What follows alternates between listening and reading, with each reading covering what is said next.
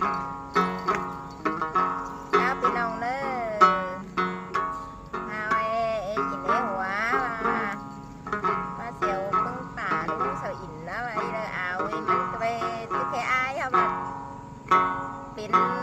ห้องตัวเจตัวพี่น้อง มาเจอให้นำมาป้อพึ่งป่าเสาดอกเจ้าพี่น้องเด้อบ่ต่อยเฮาต่อยเด้อแอบเด้อบุกเลยมีคนใจขำติ๋งหึเช่นเฮาเข้ามาขำหดตัวเอาจิตเมาใช่อีน่ะ กำนับพี่น้องเด้อ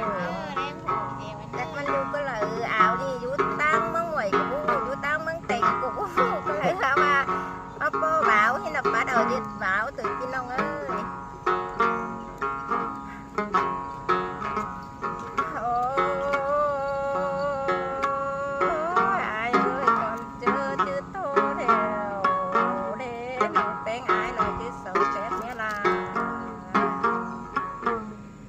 ไปจาง